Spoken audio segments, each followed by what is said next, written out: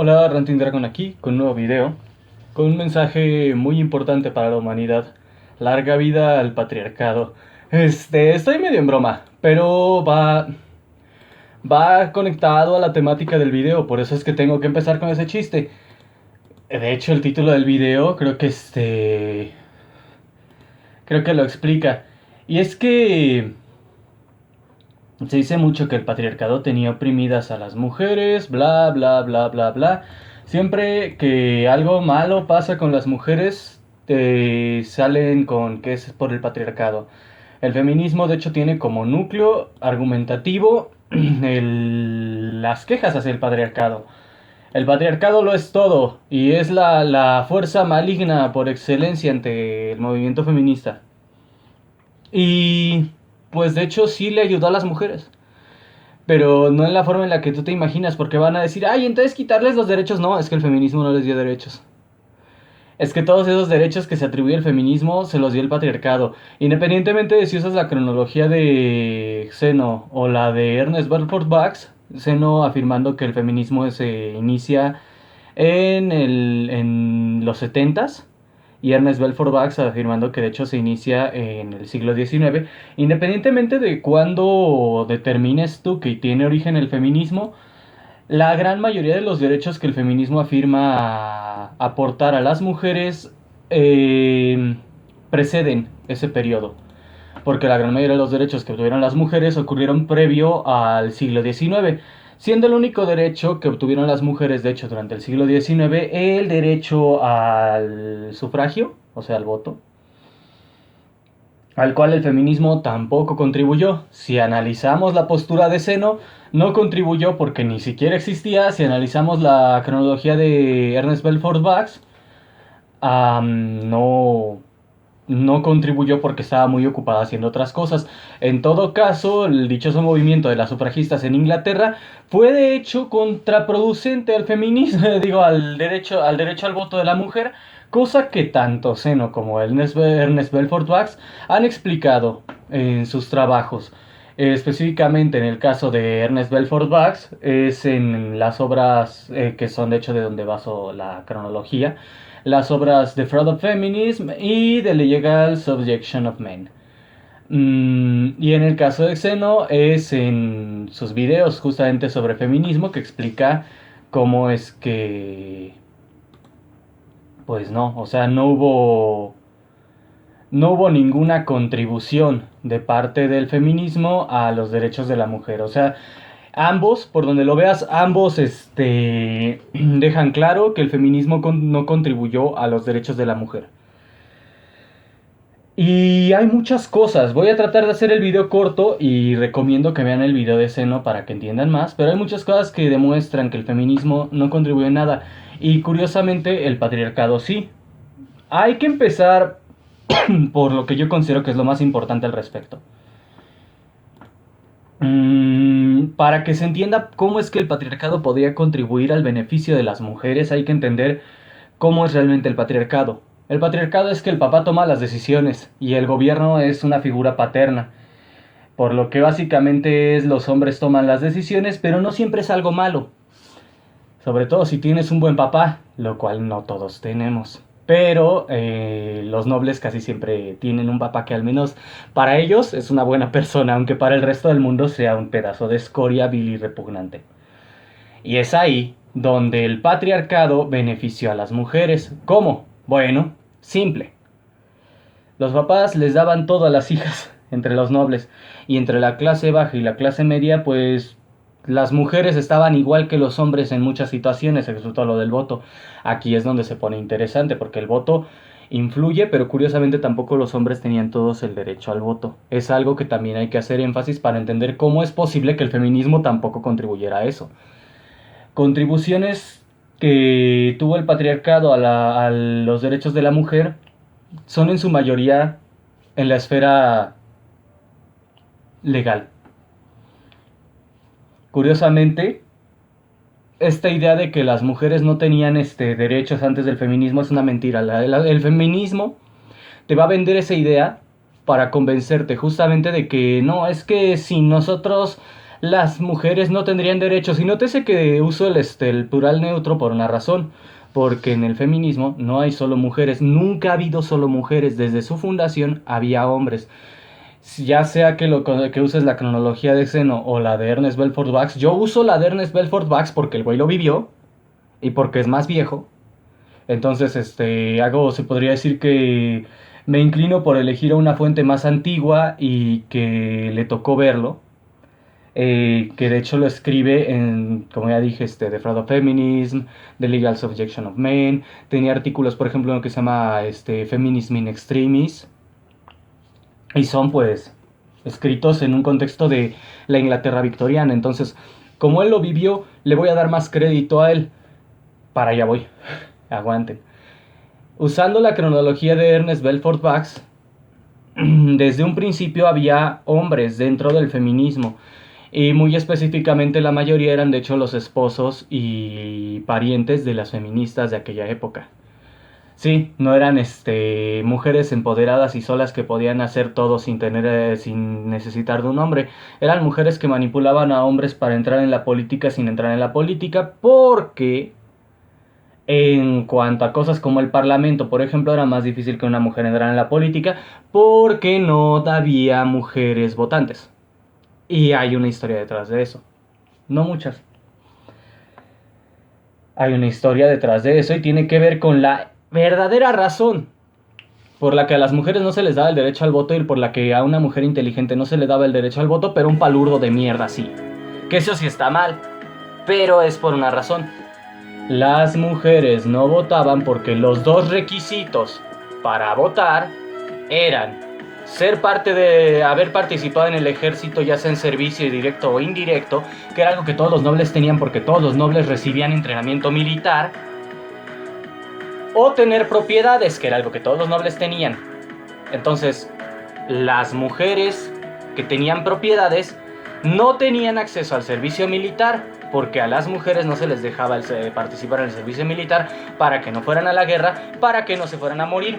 Mientras que los hombres, todos los nobles, básicamente participaban en el servicio militar, evadiendo situaciones de guerra de ser posible, a través de palancas, conexiones y excepciones. Ah, no, pero es que mira, como tiene el título militar, significa que ya participó. Tiene título de caballería, significa que es un caballero, por lo tanto no necesitamos exigirle que participe en el servicio militar, aunque el güey no ha hecho más que picarse el culo toda su vida, literal y figurativamente, porque es un degenerado sodomita. Para los estándares de la época. Para los estándares de la actualidad solo es un onanista regular. Entonces tienes esta situación de que los hombres promedio, a menos que sirvieran en el ejército, no tenían acceso al voto tampoco. Y las mujeres, como ninguna tenía acceso al ejército y no tenían ese tipo de... se podría decir que de servicio militar inactivo fraudulento que tenían los nobles hombres, pues ni las nobles tenían acceso porque eran los dos requisitos. No era uno de los dos, eran los dos. Sirves en el ejército y tienes propiedades. Propiedades propias, propiedad privada. Referimos, por ejemplo, a tener casas, a tener empresas, a tener negocios. Cosa que no todos los hombres de la clase media y la clase baja tenían, porque la gran mayoría no tenían uno de los dos. Entonces, ahí es donde entra lo interesante, porque aparte el servicio militar tenía que ser en tiempo de paz tenía que ser voluntario y en tiempo de guerra eras a través del sistema de conscripción. Entonces, básicamente si nunca te tocaba guerra y nadie llega o en tiempos de guerra nadie llegaba a tu puerta a decirte vas a ir a la guerra, podías tener tu casa, pero si no eras noble no tenías acceso al voto. Y como nunca, ni en tiempos de paz ni en tiempos de guerra, las mujeres iban a recibir ese hola, te toca ir a la guerra, pues ellas no tenían acceso al voto. Lo cual sí pienso que está mal. Yo no pienso que el tener propiedades y servicio militar haga válida tu palabra, porque puede ser un idiota que nada más heredó todo y que a través de excepciones, a pesar de nunca haber ido a la guerra, tiene el título de coronel. Como ya dije, toda su vida picándose el culo, pero tiene derecho al voto. Y mientras tanto una mujer, una monja, por ejemplo, una monja que lleva toda su vida atendiendo enfermos en un hospital, no tenía derecho al voto. Antes ni siquiera, o sea, antes incluso del movimiento de sufragio, pues ni siquiera había derecho al voto, porque en muchos países, incluso en aquella época, o sea, antes del siglo XX, había muchos países en los que el gobierno todavía era monárquico. Entonces el derecho al voto es algo que casi que se le ocurrió a Estados Unidos, no literal, pero ¿cómo decirlo? La democracia moderna, y eso sí no es exageración, la democracia moderna es una idea de Estados Unidos. Van a decir, ¿cómo que es una idea de Estados Unidos? Pues tumbaron a la monarquía inglesa y justamente de inmediato implementaron un sistema de democracia relativamente basado en mérito, que si bien no es tan bueno ni tan basado como debería, pues se parece mucho justamente al sistema del cual estoy hablando, que al final de todas formas se volvió un problema. Como ya dije, no es tan basado. No me tomen muy en serio cuando uso lo del basado. Yo no lo tomo en serio. Así que no me tomen muy en serio. Este sistema de sufragio, que se basa en propiedad y en servicio militar, es justamente el tipo de sufragio más común en las repúblicas. Recordemos que casi todos los países, no todos, casi todos los países son repúblicas. Hay que tomar en cuenta también eso. La gran mayoría de los países son repúblicas. No es como tal. La república no es una democracia absoluta, ¿no? Un país democrático no es precisamente lo mismo que un país republicano. Una república tiene ciertos requisitos para darte sufragio. Esa es la bronca, literalmente esa es la bronca inicial entre el Partido Demócrata y el Partido Republicano de Estados Unidos. De ahí se origina la bronca inicial entre ellos. Ya las otras broncas son subsecuentes. El Partido Demócrata se unió al Ku Klux Klan, el Partido Republicano estaba del lado de Abraham Lincoln, durante la época de la Guerra Civil. Luego, durante la época de la Segunda Guerra Mundial se metieron, comunistas entre los demócratas, los, republicanos se llenaron de mochos. Entonces han tenido problemas diferentes a lo largo de la historia, pero el problema que los inició es justamente la idea de república contra democracia. Esa es la cosa. República contra democracia. Si hay una diferencia, no son lo mismo. No funcionan igual. ¿Cómo va a ser lo mismo? La cosa está en esto. Como la república demanda, se podría decir que ciertos, pues, sacrificios, el pagar ciertas cosas, a muchos demócratas no les gustaba, porque era como, no, pero es que ¿cómo vas a decir que no puedo votar si no voy y peleo en una guerra? ¿Cómo vas a decirme que no puedo votar si no hago esto o aquello? Ese es el punto central del movimiento, de sufragio inglés, que es lo que hace una diferencia muy grande entre cómo se obtuvo el sufragio en Estados Unidos y cómo se obtuvo en Inglaterra. El movimiento de sufragio inglés, justamente, ya había un parlamento, ya había representantes electos, y el movimiento inglés lo que quería era, si me vas a cobrar impuestos, me vas a dar voto. O sea, esa era la cosa. Tú me vas a cobrar impuestos, me das voto. La cosa es que, pues, es también producto de un cambio diferente, que es el de justamente los impuestos. En la época de la Inglaterra antigua, no medieval, pero sí antigua, se podría decir que premoderna, los, los impuestos eran un requisito solo para quienes tenían propiedad. Después salieron los impuestos a la ganancia, y es cuando muchos votantes empezaron a decir, la frase de hecho era no taxation without representation. Es justamente eso. Si me vas a cobrar impuestos, me das el voto. Ahí sí estoy más o menos de acuerdo con el sufragio universal. Oye, pues si te van a cobrar impuestos, tú vas a elegir a quien te los va a cobrar. O sea, no vas a dejar que te los cobre cualquier vato. Aunque yo pienso que nadie debería pagar impuestos. Así que ahí también entra mi postura. Como nadie debería de pagar impuestos, no debería de haber sufragio universal. Yo pienso que el sufragio se debería de basar en méritos. Y no cualquier mérito. Incluso yo pienso que yo mismo no sería precisamente merecedor de derecho al voto. He de mencionar, de acuerdo a mis propios principios. Mucha gente se sorprende de que yo diga, o sea, me dicen, ¿cómo puedes apoyar un principio que a ti te afectaría? Bueno, porque tengo honor. Porque no tendré muchas cosas, pero tengo todavía honor. Como Zuko. Zuko tenía honor, aunque perdió muchas cosas, Zuko tenía honor. Es más, en una obra de teatro lo vio escapar. Perdón, cada que hago chistes de honor, tengo la necesidad de hacer chistes de Zuko. Agradezcan que no hago tan seguido chistes más bien que hago más seguido chistes de honor que chistes de incesto, porque entonces tendría que hacer chistes de tu mamá. Bueno, volviendo al feminismo. El feminismo no le dio el derecho al voto a la mujer, confirmado por hechos históricos. O sea, es historia, es ciencia, es realidad. No cambia por tu postura política. Es independiente de tu postura política que el feminismo no le dio un solo derecho a las mujeres. Ni en el pasado, ni en el presente, ni en el futuro les va a dar.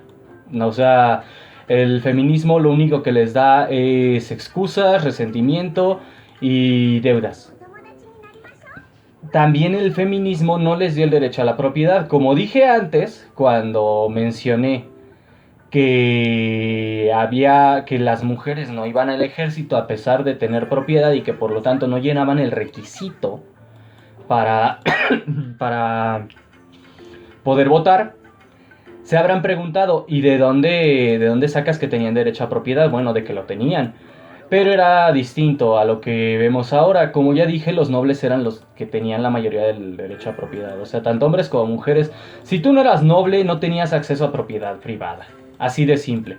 Lo más probable es que no te alcanzara que tu casa fuera rentada o que fuera propiedad de algún, en realidad propiedad de algún conde, de algún, noble, el cual era legalmente el dueño de tu casa. Muy probablemente tu negocio no era tuyo. De hecho, justamente es lo que pasa, por ejemplo, cuando oyes esto de que las tierras del rey, los condados, era porque la propiedad era de los nobles. La gente común no tenía una casa propia. Vivían en el territorio de los nobles con permiso de estos y pues era muy ojete. O sea, sí era ojete. No era como ahora de voy y me compro una casa. Pero de hecho de ahí justamente ocurre, de ahí se originan, y eso también es algo que a mí me encabrona un poco. De ahí se originan los derechos de propiedad. O sea, de ahí salen los derechos de propiedad, no son así como te lo imaginarías tú de que y los impuestos a la propiedad. No es como que te lo imaginas tú como te dicen en la escuela de que pagas impuestos de propiedad para que el país funcione. No. No. Los impuestos de propiedad se originan de la muy vil y horrible naturaleza del feudalismo. Bueno, no era tan vil y horrible, era como funcionaba en aquella época, pero ya está bien obsoleto. La tecnología lo hizo obsoleto. La cosa es que en el feudalismo, pues no, o sea, tu casa no era tu casa, era el territorio del conde y te cobraba impuestos por vivir ahí. Esa es la cosa. La nobleza tenía los derechos a propiedad absolutos y los ciudadanos, pues, que se jodan. Y eso era una de las quejas que tenían justamente la mayoría de los ciudadanos que estaban en el movimiento del sufragio universal, que era el movimiento de trabajadores, justamente representado por trabajadores que entraron en la política y que fundarían el que es llamado el Labour Party o el Partido del Trabajo en Inglaterra. Hay partidos del trabajo en todo el mundo y justamente siguen más o menos el mismo principio de, oye, si yo estoy pagando impuestos tengo que tener derecho a que mi voz se oiga. Esa es la cosa. Las mujeres no eran el tema central, pero la idea era también darle voto a las mujeres porque las mujeres también trabajan. Ese también es otro factor a tomar en cuenta respecto al movimiento del trabajo. Respecto al Labour Party, las mujeres también trabajan. Los hombres trabajan, las mujeres trabajan, pagan impuestos. El trabajo es algo que las mujeres han tenido el entre comillas derecho, y lo pongo entre comillas porque está medio ojete las circunstancias a través de las cuales las mujeres tuvieron acceso al trabajo, aunque no son muy diferentes a las que las llevaron a los hombres. Las mujeres tenían el derecho al trabajo desde antes de que empezara la Edad Media. Porque el derecho al trabajo tiene su origen en la época de la antigua Grecia, la antigua Roma, si no es que antes. O sea, el trabajo como tal, registrado como trabajo de la manera moderna, empezó, empezó con los griegos y los romanos. Justamente en esa época empieza esta noción de trabajo como la que tenemos ahora. Pero las mujeres tenían acceso ya al trabajo, o sea, el...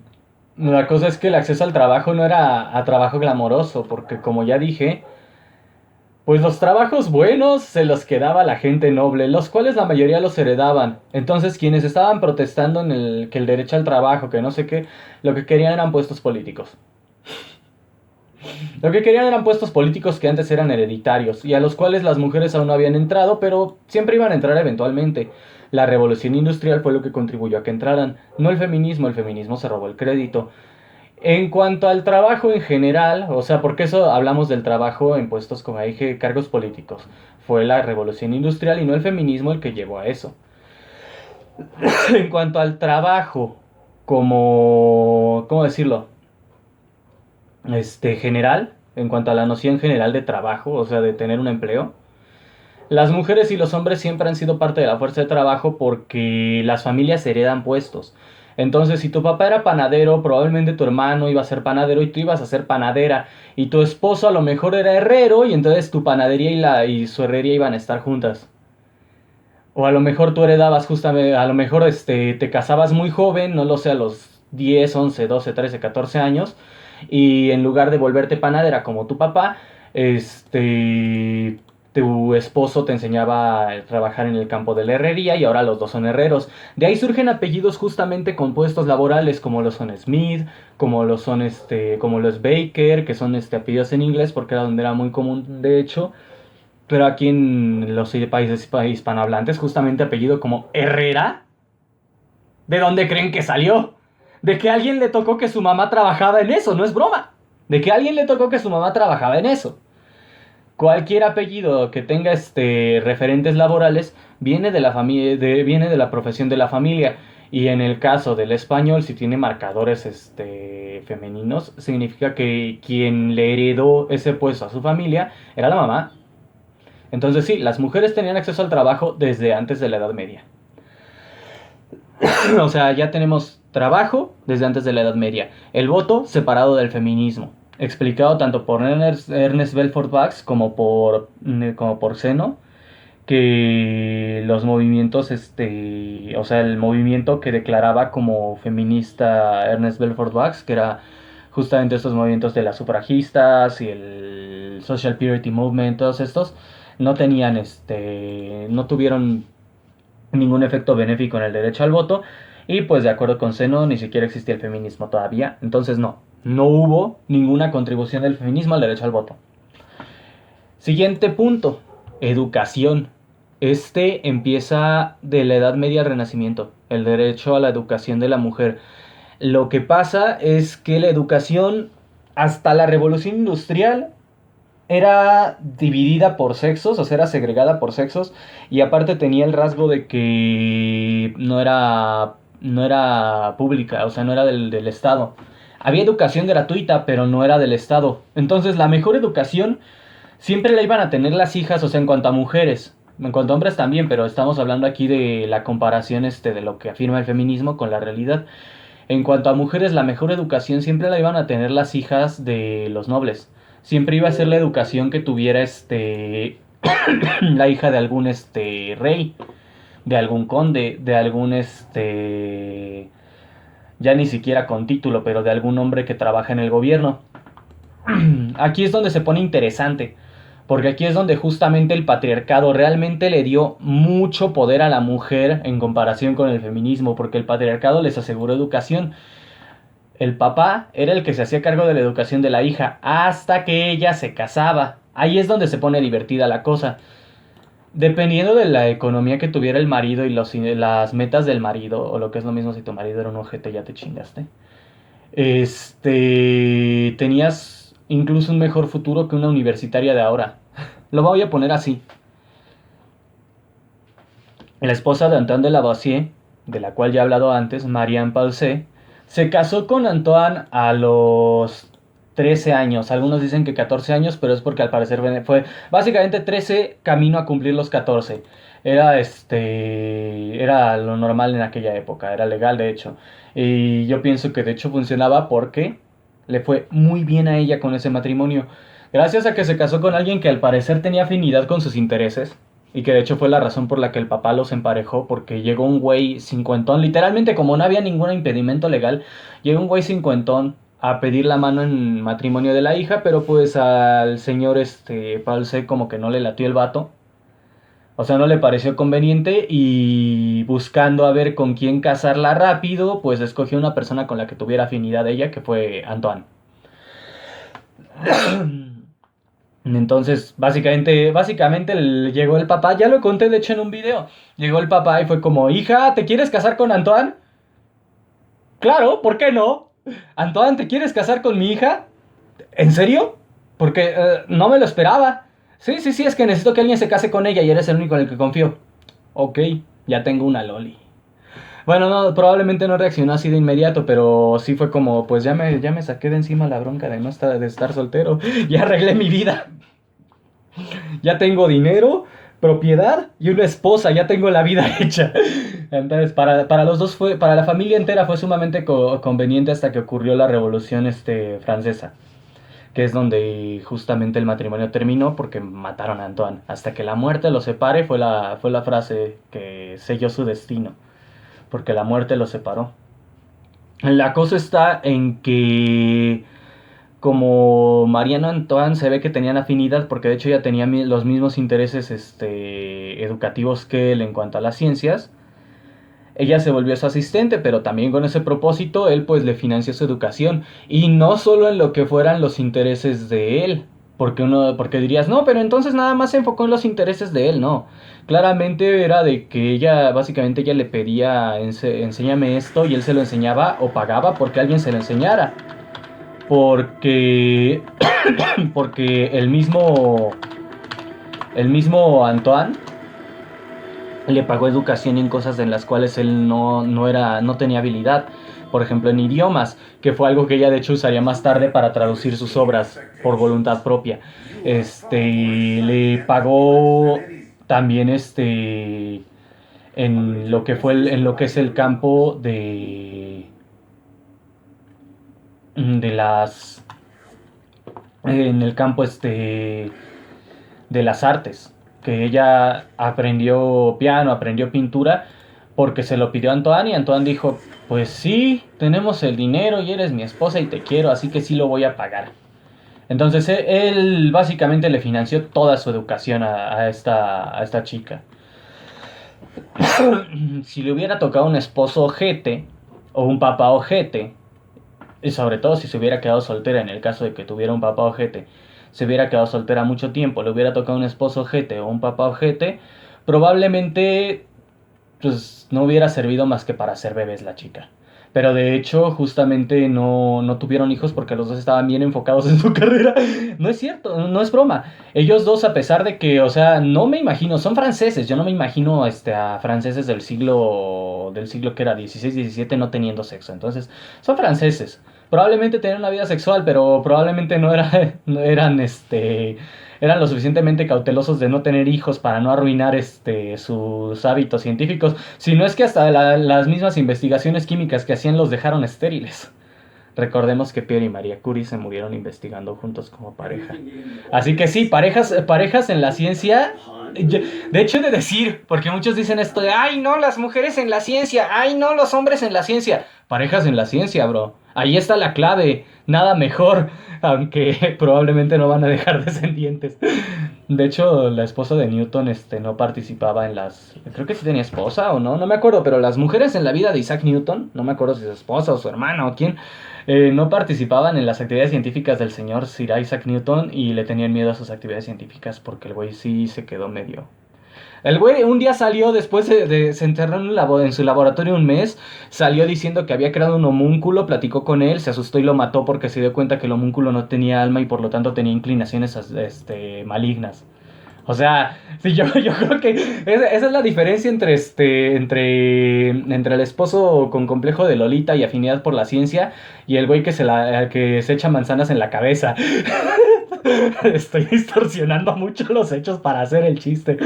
Pero sí, o sea, la relación, la relación familiar del señor Isaac Newton no era muy sana. Y su familia lo veía como un loco por eso. Porque el güey sí llegaba así de... Es que creó un homúnculo y lo tuve... No, lo voy a contar porque es más divertido hablar sobre cómo quedó loco el señor Isaac Newton. Creó un homúnculo y lo tuve que matar porque era maligno. y en cambio tienes a Antoine y a su esposa.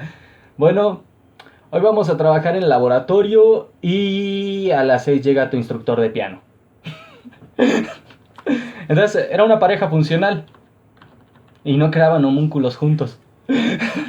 No necesitas crear homúnculos con tu pareja. Como decía, él financió su educación. Y los papás o sea, el papá de Marianne también llegó a financiar su educación cuando ella era soltera. Por eso digo que el patriarcado ayuda a las mujeres, porque la mayoría de las mujeres que tenían acceso a educación era porque los papás la pagaban. También los hombres. ¿Por qué? Si tú eras un campesino cualquiera, ¿tú crees que tus papás te iban a pagar la educación? ¿O que tú ibas a tener una educación? Tanto hombres como mujeres, si eran de clase baja, durante toda la Edad Media y el Renacimiento no tenían acceso a la educación. O sea, era de... Eres pobre, güey. ¿Cómo vas a ir a la escuela? Eres pobre, no mames. ¿Cómo vas a ir a la puta escuela? Eres pobre, entiende. Te vas a la granja y te aguantas porque eres pobre, no mames que vas a ir a la escuela. No había escuela para los pobres, o sea, no es broma. Suena bien feo como lo digo porque lo digo en un tono de humor, pero así era. Eres pobre, no vas a estudiar porque no hay dinero para que estudies, porque no hay tiempo para que estudies, porque la vaca te necesita más que la escuela. Sobre todo porque después de que la ordeñaste así, la vaca ya no deja que otros la ordeñen. Esa vaca te necesita sexualmente. AMLO.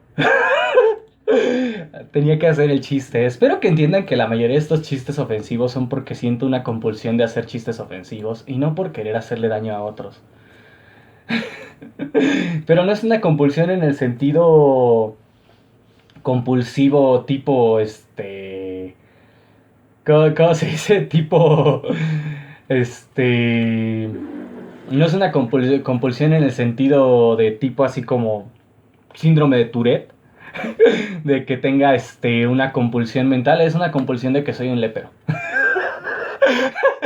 ¿Qué esperaban? ¿Que dijera algo más bonito? Si aquí el 90% de mi humor es pura cosa ofensiva, tiendo mucho al humor ofensivo, eso sí o sea, se nota, se nota.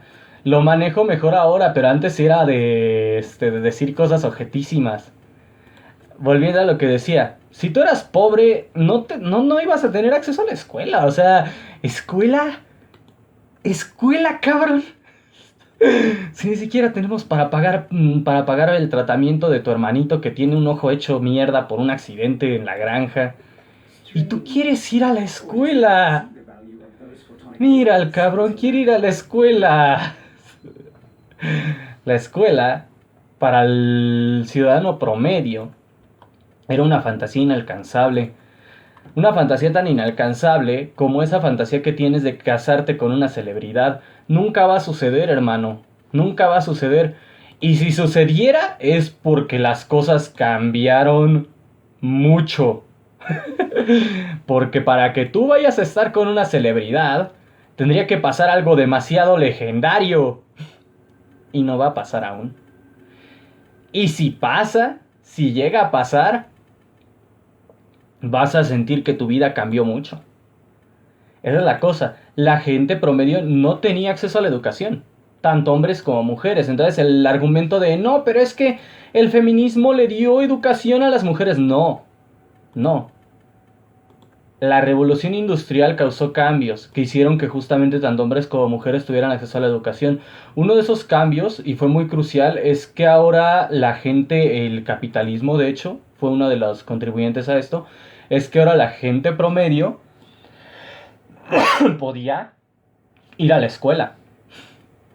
Antes la gente no iba, o sea, no había acceso educativo a la gente común. Si tú eras un ciudadano promedio no ibas a la escuela, no había escuela para ti.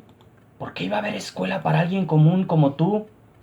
¿Por qué iba a haber escuela para un Jack cualquiera? De hecho, Jack era justamente un nombre que significaba que eras un normie cualquiera. ¿Por qué ibas a tener tú acceso a la educación?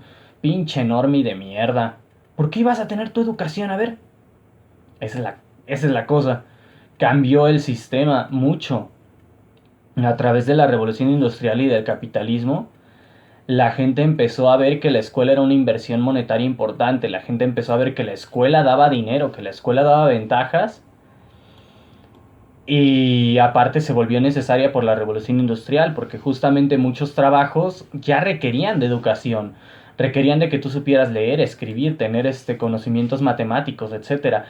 Lo cual, de hecho, es por lo que en algunos otros países, porque esto estamos hablando de Occidente, pero por ejemplo en Asia ya había países en los que había mucho acceso a la educación para la gente común. Y era por esto. Era porque para que tú tuvieras un puesto, por ejemplo, justamente para escalar para subir en la escalera corporativa, la cual en China, por ejemplo, en Japón, eran comerciantes, necesitabas contabilidad. Y de hecho las escuelas no te enseñaban ciencias duras. Las ciencias duras, esto es algo que muchos no me creen cuando se los cuento, pero así es. Las ciencias duras hasta el siglo XX eran algo restringido a las universidades. Tú no ibas a la escuela a que te enseñaras biología hasta la universidad. Tú no ibas a que te enseñaran química hasta la universidad. Y las universidades no necesitabas, como eran privadas, no necesitabas educación básica para entrar. Necesitabas saber lo básico, pero no necesitabas ir a una escuela obligatoriamente. Podías tener un tutor, ¿cómo se llama? Un un tutor personal y con eso ya ibas, ya armabas tú tu propia, se puede decir que currículo. La cosa es esa, no funcionaba así como te lo ponen de ahora, que vas a la escuela y, ay, qué bonita la escuela, no. Era vas con un tutor personal a que te enseñe a que te enseñe de física para poder ir a la universidad y seguir estudiando física. Tutor personal que una mujer también tenía acceso a ello, porque de hecho así fue como, o sea, volvemos a Marianne, o sea, Marianne va a ser esencial para este tema. Volvemos a Marianne. Marianne estudió física, Marianne estudió química porque le interesaba y Antoine le pagó la escuela. Antoine fue todo un campeón en esto, o sea, hizo un señor que a los 28 se casó con una chica de 13 años, hizo más por las mujeres que el feminismo en todo un siglo. También esa es la cosa, el feminismo no contribuía en nada, o sea, el feminismo aquí ni siquiera existía todavía, no figuraba. No tenía cabida el feminismo todavía en esa sociedad, no había ni siquiera la noción todavía. Y esa es la siguiente parte de esto. Para cuando surge el feminismo, todo esto ya fue. O sea, todo esto ya tiene mucho de que pasó. Antoine ya está bien enterrado para cuando pasó esto. Marianne se volvió a casar. Ahí es donde se pone interesante porque Antoine falleció, fue ejecutado más bien, y Marianne se volvió a casar con un hombre con el cual se acabó divorciando porque ya, y esas son las palabras de su ex esposo y no las de ella seguía tan empeñada en recuperar el legado de Antoine que el matrimonio no funcionaba. Porque como ya dije, Antoine lo mataron en la Revolución Francesa y ella no lo superó. Y seguía amándolo a pesar de que él ya estaba muy muerto. Es muy difícil superar a alguien muerto a menos que sea un ojete, a menos que sea de, ay, qué bueno que se murió. O que digas, no, pues es que se murió, pero también me dejó un montón de cicatrices, así que mejor superarlo. A menos que sea así, a menos que sea, básicamente, se murió, pero la relación iba mal desde antes o hasta acabó mal. A menos que sea así, es muy difícil de superar. O sea, un matrimonio estable con un muerto no se supera. Y esa es la cosa con Mariano y Antoine. El matrimonio era funcional, el matrimonio era estable y no lo estaba superando Marianne. Y su nuevo esposo pues dijo, pues no vale la pena el esfuerzo. porque no va para ningún lado. O sea, esa fue la conclusión a la que él llegó, esto no va para ningún lado.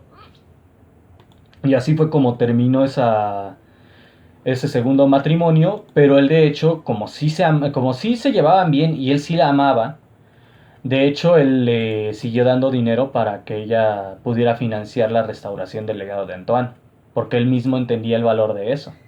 Es algo complicado, pero básicamente es porque ya básicamente no se podía volver a casar. O sea, quedó... Si las cosas hubieran terminado mejor, ella sí se hubiera podido volver a casar, pero agradezcanle a la izquierda que no se pudo volver a casar. Porque de hecho fue la izquierda, era la izquierda francesa, eran los jacobinos, de hecho. La izquierda siempre ha sido un enemigo de la ciencia. De hecho, literalmente hay una leyenda, aunque no está confirmado, por eso digo que hay una leyenda, de que cuando fue el juicio Antoine, los jacobinos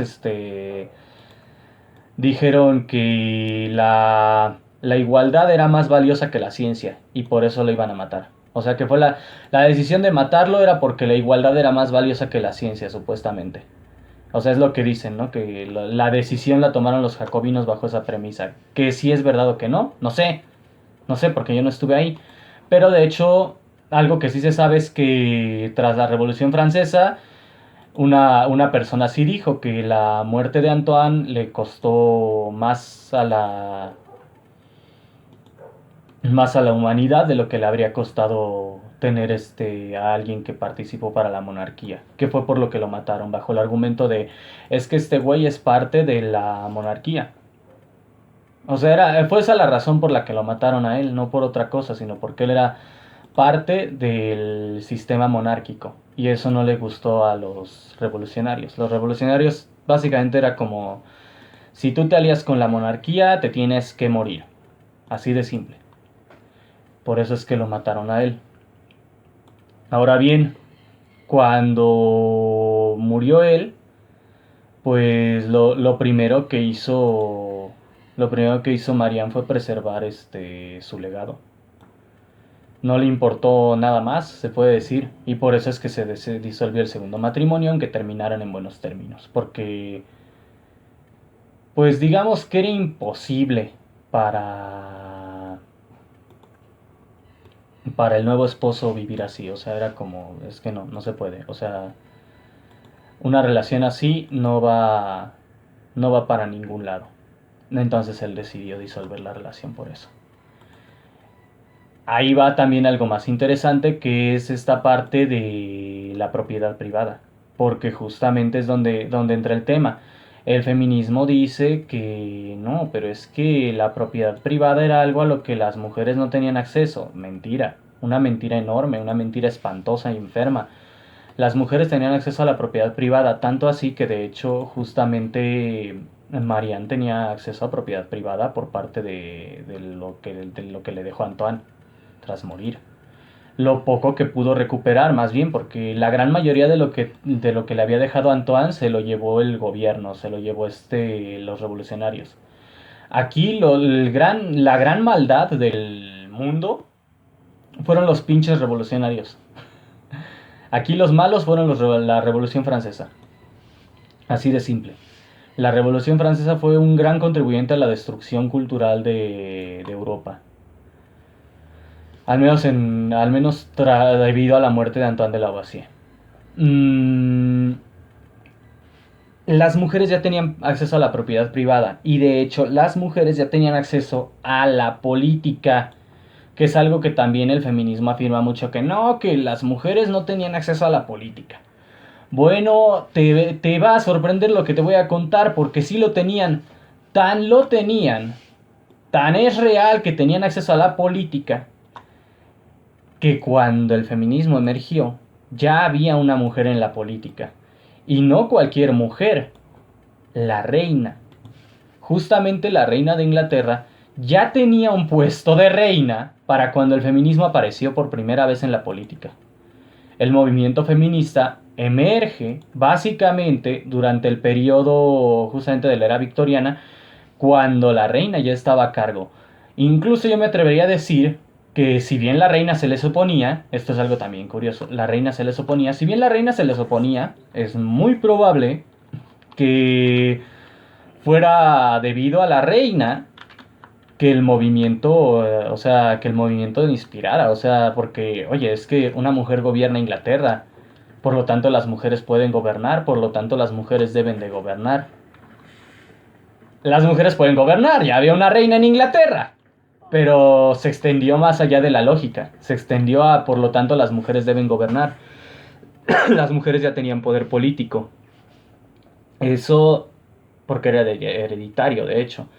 En cuanto, vuelvo a lo de la educación porque me olvidé de algo muy importante. Sí había educación gratuita. Como dije, no había educación pública, pero sí había educación gratuita. ¿Cómo es posible que haya educación gratuita si no hay educación pública?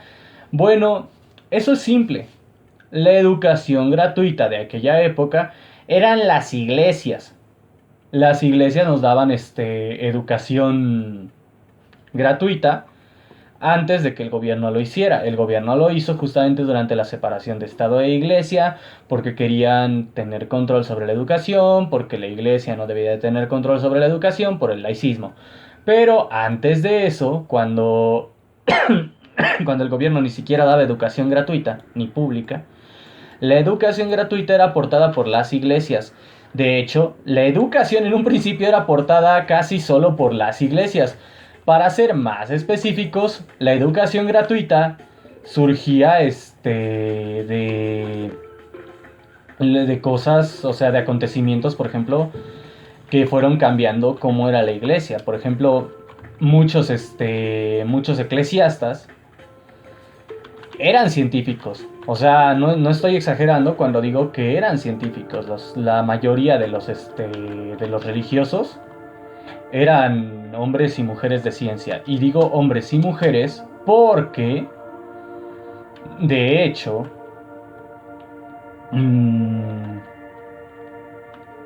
los hombres y mujeres de la iglesia, pues todos eran todos estaban vinculados a la ciencia. Tenías, por ejemplo, gente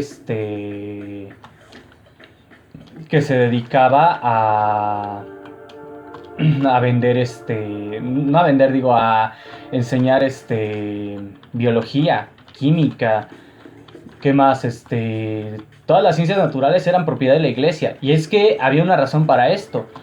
Si bien es cierto que algunas instituciones eclesiásticas querían evitar que se diera conocimiento científico que no le pareciera conveniente al clero, muchos fieles consideraban que el conocimiento religioso era la única forma, fíjense nada más, era la única forma de llegar a acercarse a Dios. O sea, el camino hacia Dios era a través de la fe y la ciencia. Entonces, básicamente, con el fin de fortalecer su religión, estudiaban ciencia, porque, oye, Dios creó a los animales para que nosotros los entendamos. no para que nosotros,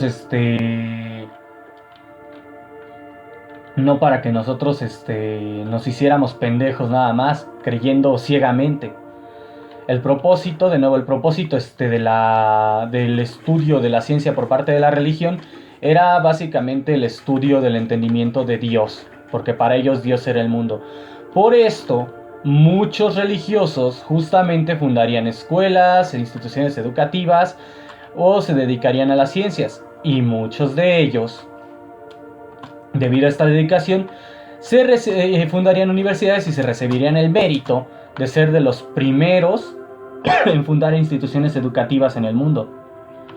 La iglesia dedicó básicamente una buena parte de su existencia a producir instituciones educativas. Ahora bien, ¿cómo es posible que la iglesia estuviera peleada con la ciencia y a la vez practicando la ciencia? Como ya dije, porque es parte de su religión el entender al universo como parte de Dios, y porque la Inquisición lo que quería era controlar la educación. O sea, básicamente, si tú no eres parte de la iglesia, tú no puedes tener acceso a esto. No era que ellos, o sea, básicamente el inquisidor sabía perfectamente cómo funcionaba la biología. Lo que no quería era que tú, ciudadano promedio, lo supieras, porque si tú lo sabes, sabes demasiado. Era el control educativo. Y es que de nuevo, la educación era controlada por la Iglesia durante toda la Edad Media. En el Renacentismo surgen instituciones educativas privadas creadas por, por, por por gente de dinero que ya no eran vinculadas a la Iglesia. Aún así, la influencia de la Iglesia en la educación fue lo suficientemente relevante para que de hecho se quedara su marca en nuestra cultura moderna. Si tú observas escuelas con nombres religiosos de hombre, esas escuelas eran escuelas exclusivamente para hombres. Esta es la cosa. Antes del siglo XIX no había escuelas mixtas. Si eras hombre ibas a una escuela para hombres, si eras mujer ibas a una escuela para mujeres. Que muchas veces el currículo era decidido por, se podría decir que las mamás o papás del alumnado, dependiendo de si eres hombre o mujer. Y ahí es donde luego hay la queja de que, pero es que las escuelas para mujeres no tenían el mismo currículo, no, porque quienes lo escogían eran las mamás. Y las mamás escogían lo que consideraban que sus hijas necesitaban, porque quienes lo escogían eran el alumnado, etcétera. Pero de hecho, por ejemplo, campos en los cuales las mujeres siempre han tenido acceso a la educación y al trabajo es justamente la medicina.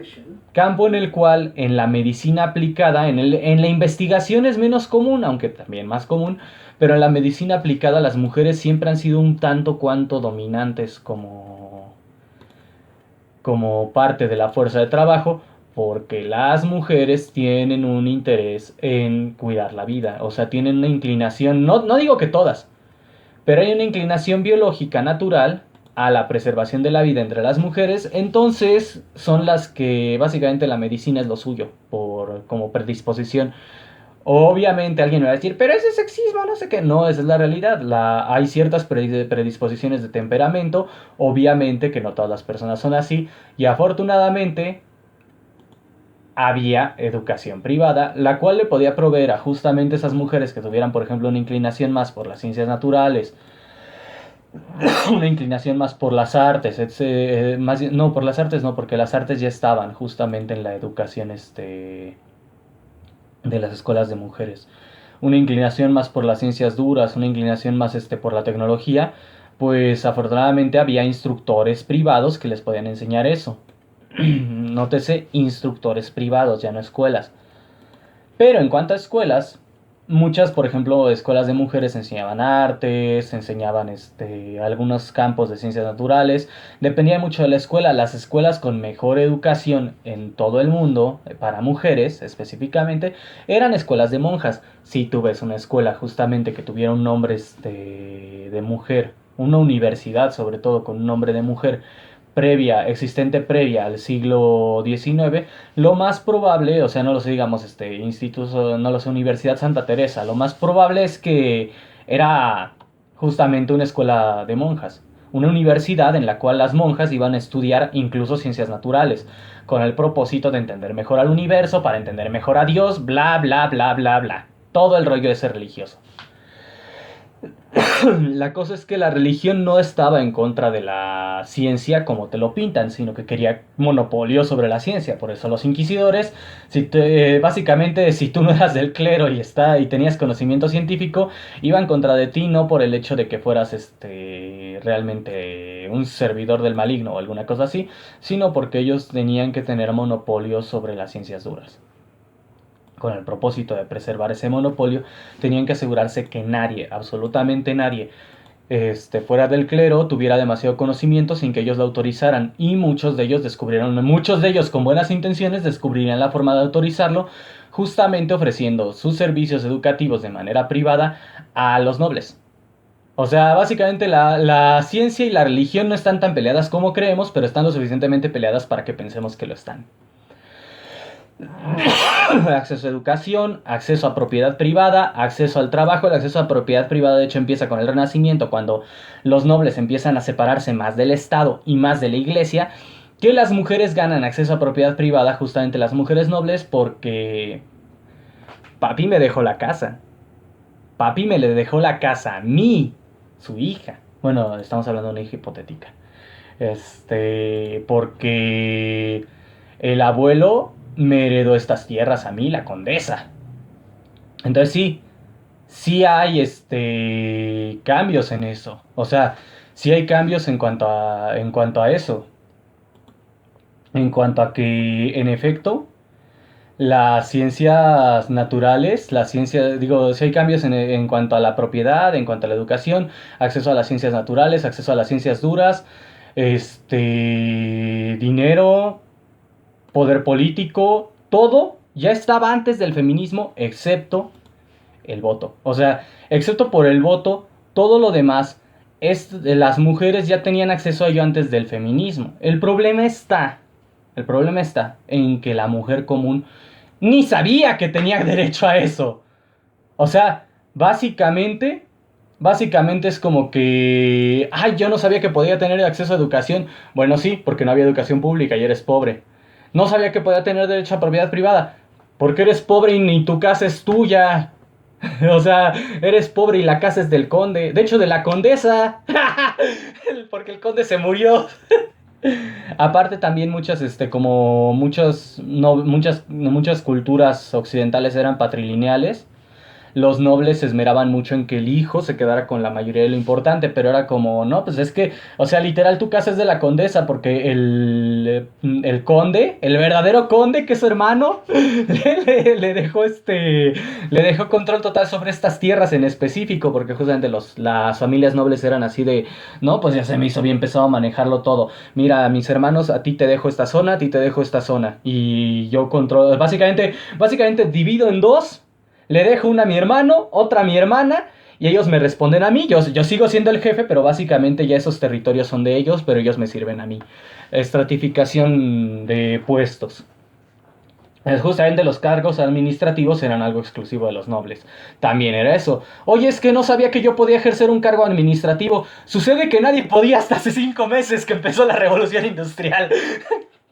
Esa es la cosa, el movimiento de trabajadores fue el que le dio cargos administrativos. Nótese que no digo poder político porque poder político ya lo tenían a través de herencia de la nobleza. La reina, de nuevo, la reina es crucial para entender todo el contexto aquí. Pero cargos administrativos, incluyendo laborales, o sea, básicamente todos esos puestos de administrador en los cuales no tienes que trabajar, no fue sino hasta la revolución industrial que empezaron a ser de acceso general. O sea, antes de eso, básicamente los cargos gerenciales, antes de eso eran de la nobleza. Entonces era natural que la gente común no tuviera acceso a eso. No había forma de que un ciudadano promedio pudiera tener un cargo laboral en un puesto administrativo. No había una forma de que hubiera básicamente un gerente que no fuera a la vez un noble. De ahí justamente surge la idea de que las mujeres no tenían acceso a los cargos. Lo que pasa es que o sea, como esos cargos eran de la nobleza, ni hombres ni mujeres los tenían. Cuando empezó la revolución industrial empezaron a ocurrir todos estos cambios porque la tecnología hacía que hasta el hijo de vecina más simplón pudiera escalar a través de sus propias habilidades, pudiera escalar a puestos mejores. O sea, básicamente, en lugar de estar limitado a un trabajo de obrero, el mismo obrero, a través del movimiento de trabajadores que se originó en la Revolución Industrial, podía un día volverse el dueño de la fábrica. Y empezó justamente todo esto gracias en parte al capitalismo, porque fue cuando el dinero y la nobleza se empezaron a separar, que es algo que también mucha gente no entiende. El dinero y la nobleza estaban profundamente interconectados durante toda la época de la Edad Media y fue en el Renacimiento donde empezó a separarse. Pero los ricos ahora también eran nobles y fue a través de la Revolución Industrial que la nobleza y la riqueza se empezaron a separar cada vez más, al punto de que pues un día alguien que no era nadie podía ascender a través del esfuerzo y después a través del nepotismo. Y miren, nada de esto es perfecto, ¿ok? Nada de esto es perfecto. Tengan paciencia con el mundo. Nada de esto es perfecto. Esa es la cosa, el feminismo no aportó nada. El feminismo lo que aportó fue hacer que la decisión de dar el sufragio universal se detuviera más porque básicamente iban ganando. El movimiento del sufragio universal iba ganando pero cuando los nobles vieron los estragos que causaban las sufragistas, se le empezaron a dudar, o sea, empezaron a decir, tal vez no es buena idea que estas personas tengan derecho al voto. Y eso es malo, o sea, eso que hicieron fue muy malo. Eso hizo que los nobles empezaran a dudar de darle el derecho al voto a las mujeres e hizo que se tardara más el proceso porque ¿cómo se dice? Los Se me olvidó que se corta cuando me extiendo mucho, pero ya comencé de nuevo. Los trabajadores, este, no iban a ceder. Los trabajadores querían derecho al voto tanto para hombres como para mujeres, sí o sí, pero por los estragos que causaban las sufragistas, muchos legisladores estaban dudándolo. De hecho, es algo que señala Ernest Belfort Bax, que muchos hombres estaban a favor del voto a la mujer, pero las sufragistas los hicieron dudar, y que muchos hombres que estaban en contra del voto a la mujer empujaban a que a que básicamente se le diera el voto a todos los hombres, pero a ninguna mujer. Y que eso hizo, básicamente las sufragistas hicieron que se atrasara más el conseguir el voto universal. O sea, el voto para la mujer casi lo pierden por el hecho de que las sufragistas estaban ejerciendo mucha presión violenta. Ahora bien, no voy a decir que el feminismo no contribuyó en nada históricamente, porque eso sería también mentir. Les voy a decir a qué contribuyó el feminismo, y no fueron cosas del todo buenas, aunque fue hacer cosas malas que parecen buenas. Contribuyeron a la prohibición del alcohol, misma que más tarde se revertiría porque todos se encontraron imposiblemente de mantener y muy desagradable. Pero durante ese tiempo, y justamente ahí es donde digo que cosas malas que parecen buenas, y no todas las feministas lo hicieron con mala intención. Durante ese tiempo el movimiento feminista apenas iba surgiendo, iba formándose, y no estaban, nunca lo han estado, o sea, nunca han estado completamente unificadas, pero todavía el feminismo hegemónico no era como ahora. Entonces sí había mujeres que actuaban dentro del feminismo hegemónico con el fin de hacer el bien a las mujeres, a expensas de los hombres tal vez, pero no con la intención de hacerles daño, sino pensando que era algo necesario, como decir un mal necesario. Debido a que el alcohol era asociado con la desinhibición y con la conducta violenta, cosa que es verdad, el movimiento feminista, tanto las feministas a las que sí les importaba el bienestar de las mujeres, como aquellas que solo querían control, que eran mayoría y que son las que al final se quedaron a cargo, o sea, básicamente el feminismo hegemónico de ahora, promovían la prohibición del alcohol como una solución al problema. O sea, básicamente, mira, como los hombres se ponen pesados cuando beben, la solución está en que no puedan beber. Y ya con eso ya no se van a poner heavies cuando beben. O sea, si ya no pueden beber alcohol, ya no te van a pegar. No funcionó. O sea, de entrada no funcionó. No fue muy efectivo. Porque los hombres, sobrios o no, fíjense, pues su verdadero carácter salía con el alcohol. No era como que el alcohol los hiciera necesarios. Sí los hacía un poco más violentos, pero no necesariamente lo suficiente para ser esposos golpeadores. Lo que los hacía esposos golpeadores era una predisposición en su carácter a golpear gente. Entonces la pelea del bar y la pelea en la casa siempre estaban conectadas no por el alcohol, sino por el carácter del tipo. Y el alcohol no lo detuvo. Los esposos golpeadores seguían golpeando a las mujeres en la misma medida. Pero ya no iban a bares. Y en lugar de ir a bares, y aquí es donde de hecho el feminismo creó una de sus primeras divisiones. En lugar de ir a bares, ahora iban a casas de té y de café, a cafeterías y casas de té, para tomar té o café y regresar a golpear a su esposa a la casa a pesar de estar enteramente sobrios. No fue muy efectivo. Y el movimiento feminista estaba molesto, o sea, el feminismo hegemónico. Uso la expresión de feminismo hegemónico porque sí es verdad que el movimiento feminista no es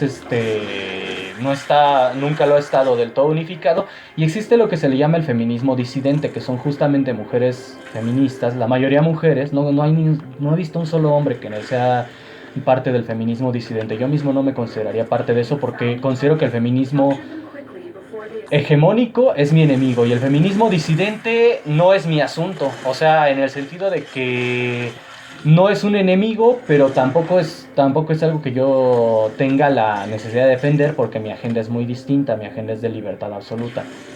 Pero el feminismo hegemónico justamente no entra en conflicto con mis metas. Digo, el feminismo disidente no entra en conflicto con mis metas, mientras que el feminismo disidente sí. Digo, el feminismo hegemónico sí. El feminismo disidente es, por ejemplo, el de Camille Paglia, de quien hablé bien en un video. Y es, de hecho, el feminismo que practicaba, no sé si todavía lo practique, Valentina, la de la entropía de Valen, que ya durante mucho tiempo habló en defensa del feminismo, incluso exponiendo justamente al feminismo hegemónico por los males de este.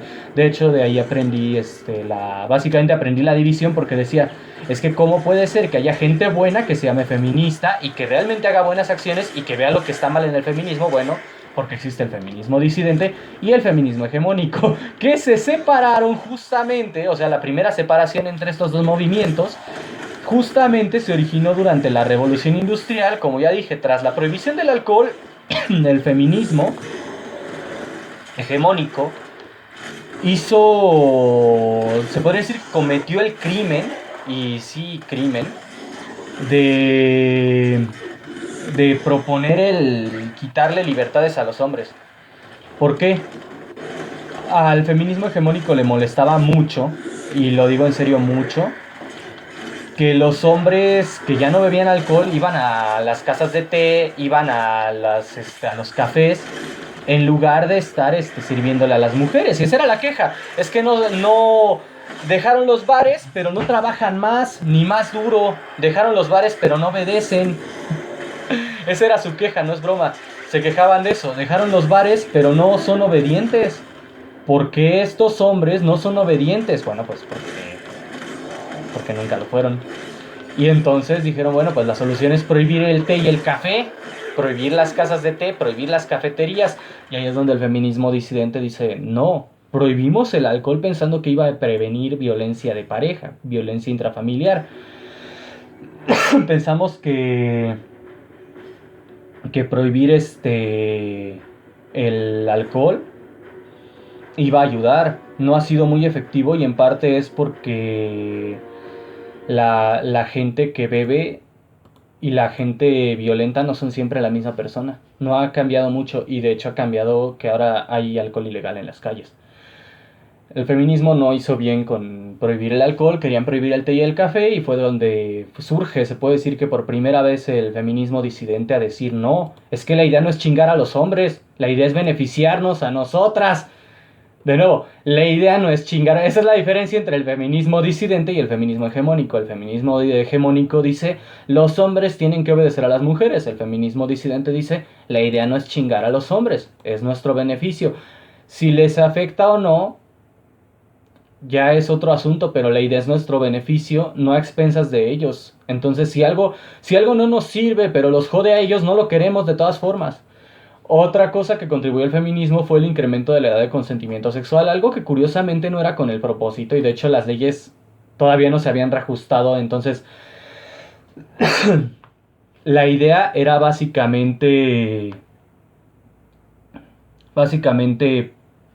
que no pudieran, o sea, la edad de consentimiento legal en Inglaterra, en la Inglaterra victoriana, eran 12 años, y el feminismo movía impulsando a que se subiera hasta 25, lo cual ya es demencial a mi parecer. O sea, muchos van a decir que es polémico, pero yo pienso que funciona, que cualquier edad de consentimiento es sumamente arbitraria, y funciona sí y solo sí se maneja caso por caso. Y pienso que las edades altas son mucho menos eficaces en eso. Entonces yo pienso que una edad de 25 años es totalmente demencial. Y yo pienso que lo más ideal es, no hay un número fijo, caso por caso, contexto, circunstancias, y nada de que prepúberes. O sea, si tú tocas a un prepuber, pues no, o sea, ya es lo que va a ser lo que va a ser un determinante en el caso por caso, y manejándolo individualmente. Pero la cosa es que promovían esto no con el fin, fíjense nada más, no con el fin de prevenir que un hombre tuviera relaciones sexuales con una chica de 13 años, porque, de hecho, y eso es algo, esto es esencial para entender el contexto, porque de hecho lo podían seguir haciendo, debido a que muchas de estas leyes estaban ajustadas de manera que todo esto era exclusivamente fuera del matrimonio. dentro del matrimonio, el cual era todavía determinado por la familia de la chica y contextos así. Dentro del matrimonio, básicamente la edad de consentimiento era casados. O sea, no había número fijo, siempre y cuando estuvieran casados. Se mantenían 12, pero se podían casar justamente desde los 10 años, entonces era como, técnicamente 12, pero si ya está casada, secreto a voces. Y es asunto de pareja. Entonces, es complicado, es complicado. Ahí sí era más bien caso por caso. Ahora bien, hay que aclarar que había ciertas leyes respecto al divorcio también relacionadas con eso. Luego explico más, o sea, lo voy a explicar porque es importante entender cómo funcionan los divorcios también, porque es algo que también el feminismo alteró. Como decía, dentro del matrimonio, pues no había un número fijo, o sea, era como, se pueden casar desde los 10, 11, 12 años dependiendo de la región, y mientras estén casados es legal, entonces, pues básicamente no había número fijo en cuanto a dentro del matrimonio, pero fuera del matrimonio, o sea, que de por sí era tabú que fuera fuera del matrimonio, pero fuera del matrimonio, que era por ejemplo los burdeles, que no eran del todo ilegales, eran como, se puede decir que zona gris de la ley, fuera del matrimonio, por ejemplo en los burdeles, era donde surgía la problemática, porque pues tenías prostitutas de 12 años, 13 años, 14 años, y eso le cabreaba a las esposas de sus clientes. No es broma, de ahí empezó que el movimiento de la pureza social, liderado por feministas, fundado por feministas, empezaran a impulsar bajo el argumento, como ya dije, cosas buenas que parecen, cosas malas que parecen buenas, bajo el argumento de terminar con la prostitución de mujeres más jóvenes, porque sí era algo, o sea, para mí sí era algo abominable incluso. O sea, yo no estoy hablando bien de eso, simplemente digo que era lo que pasaba con el fin de supuestamente acabar justamente con la prostitución de menores, pues hay que subir la edad para que así ya no haya clientes. Y la iglesia apoyó por lo mismo, o sea, básicamente la idea era, vamos a hacer que nadie quiera ir con prostitutas, porque si la mayoría de las prostitutas con las que van tienen 12 años, si ya no hay de 12 años, ya nadie va, o sea, se quedan sin clientes. La idea era esa, quitarle los clientes al negocio. Y no funcionó. No funcionó porque resulta que los que iban por prostitutas no les importaba. Y aparte de todo, algunos burdeles de todas formas practicaban trata de personas. Entonces, pues, ellos qué si ya estaban rompiendo la ley, ¿qué les iba a importar? Todavía hasta la fecha. Si ya están rompiendo la ley, ¿qué les va a venir a importar si tiene 12 años? Si tiene incluso menos, no les importa. Y esa es la cosa, no lo manejaron bien, porque si era un problema, o sea, la trata era parte del problema, porque justamente muchos de estos burdeles, y justamente fue lo que motivó a que la gente apoyara este cambio, muchos de estos burdeles tenían prostitutas de esa edad que eran víctimas de trata, porque normalmente una chica de esa edad no va a querer entrar en la prostitución aunque quiera tener relaciones sexuales, entonces eran víctimas de trata. Esa es una realidad, eso sí es verdad, eso sí es algo que por eso digo cosas malas que parecen buenas. Es verdad que el feminismo pues metió esto bajo la premisa de es que son víctimas de trata, cosa que sí era verdad. O sea, básicamente para acabar con la prostitución de menores y la trata de personas, subieron la edad de consentimiento sexual, pero lo que no entendieron es una cosa, el crimen no entiende de leyes, el crimen no entiende de justicia y el crimen no entiende de bondad. No funcionó. El crimen no se iba a detener porque hay que fe a la trata. O sea, el crimen es crimen y ya. Y entonces lo que pasó es que no funcionó y lo único que a lo que llevó es justamente a lo que describía Ernest Belfort Bax en The Legal Subjection of Men, que pues un chico de 13 tenía relaciones con una chica de 12 e iba a la cárcel. Una chica de 12 acusaba a un hombre inocente mayor de haber abusado de ella e iba a la cárcel. Ya había denuncias falsas. Entonces básicamente no hizo más que aumentar los casos de litigio. No salvó a ninguna de las personas que tenía que salvar, pero pues se fosilizó así. Llegó al punto en el cual se detuvo en 16 el incremento y ahí se quedó. Porque también se argumentaba que si tenían relaciones antes, pues lo más probable es que no terminaran su educación. Y como la educación era un enfoque fuertísimo en aquella época por la revolución industrial, pues muchos dijeron, ok, razonable. aunque yo ya expliqué por qué en realidad también no, o sea, no, por más buenas intenciones que tuviera, esta idea no estaba funcionando, porque no, básicamente no tacleaba el problema de raíz, no tacleó nunca el problema de raíz. Y pues era porque la gente estaba desesperada por tener más fuerza de trabajo y no realmente porque les importaran las mujeres, que se hizo tanto énfasis en eso. El feminismo no aportó históricamente algo que ameritara, voy a explicarlo así, el feminismo no aportó históricamente algo que ameritara su existencia. El feminismo aportó cosas socialmente aceptables, pero no cosas que ameritaran su existencia. No cosas buenas, incluso en muchos casos. O sea, la prohibición del alcohol, me vas a decir que es algo bueno. Y hubo otra cosa más que aportó el feminismo. Antes del feminismo, el divorcio requería de una justificación, sobre todo si era una mujer, requería de una explicación. Con los hombres también, tampoco podías divorciarte así de la nada. Pero generalmente la explicación era tan simple como es que no me da hijos. O es que no quiere tener sexo conmigo. Y con eso muchos hombres podían provocar un divorcio. Pero por ejemplo en las mujeres se esperaba que el divorcio fuera por agresiones. Ahora bien, había el problema de que pues no reconocían, o sea, si una mujer era violada por su marido no era algo reconocido ante la ley, lo cual sí es un problema porque pues sí puede pasar. O sea, si un marido es abusivo sí puede violar a su pareja. Yo sé de casos. Yo no voy a decir quiénes, no voy a dar nombres, pero yo sé de casos en los cuales en los cuales una mujer fue violada por su pareja. Entonces sí, una pareja sí te puede violar. Obviamente que requiere de un contexto en el cual es menos normal, o sea, no es un contexto de una pareja sana, pero sí es posible que te viole tu pareja. Y justamente era algo que en aquella época no se reconocía desafortunadamente, pero que se podía determinar, o sea, no se reconocía como violación, pero de hecho se podía usar la denuncia como que la golpeó. O sea, decías, no, pues es que mi esposo me golpea. Y entonces ya con eso de que tu esposo es un esposo maltratador, lo cual era muy mal visto en aquella época. El término wife beater es tan viejo como, más viejo que el feminismo, tan viejo como las leyes que lo hicieron, que lo criminalizaban. Justamente, he's a wife beater, va a la cárcel el cabrón y te puedes divorciar. O sea, un esposo golpeador podía ir a la cárcel. Y aunque no fuera a la cárcel, por el contexto justamente de la violencia y el abuso, te podías divorciar. O sea, básicamente es de, no, es que mi esposo me golpea y quiero el divorcio por eso. Y justamente es para ahí donde iba. Una chica de 10, 11, 12 años, casada con un hombre mayor, podía decir, es que me golpea. Y se puede divorciar. Y de hecho aquí hay algo curioso. Aquí hay algo curioso y te va a sorprender lo que voy a explicar.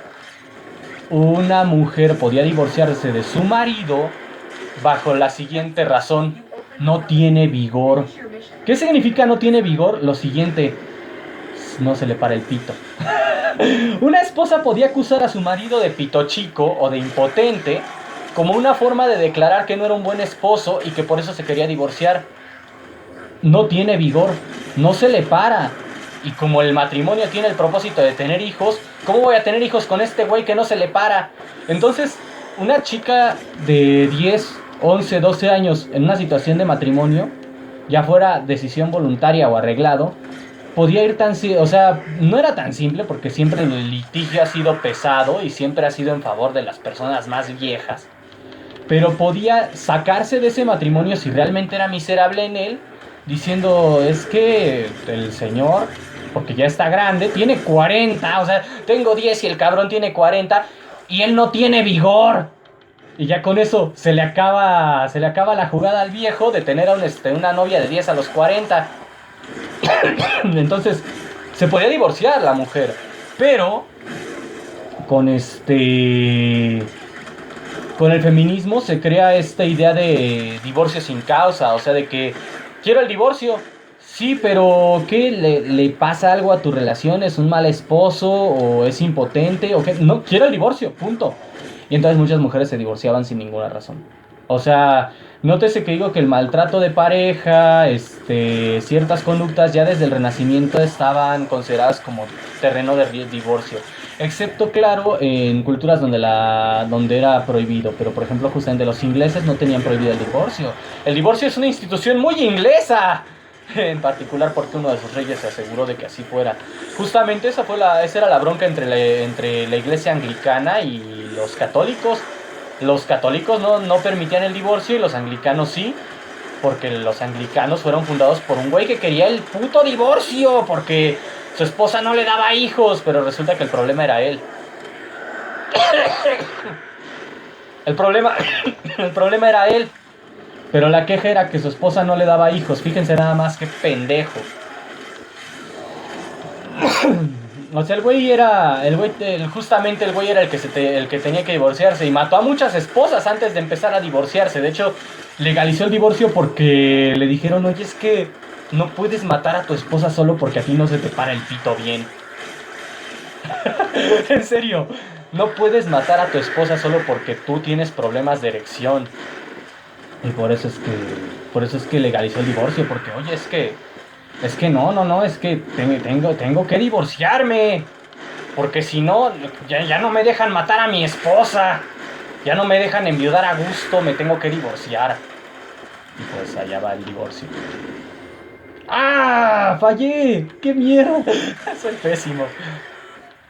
Entonces el divorcio se originó de eso, no de que los sentimientos ni nada, ¿no? El divorcio era porque si el matrimonio no funcionaba, había que terminarlo de manera que que no tuvieras que enviudar.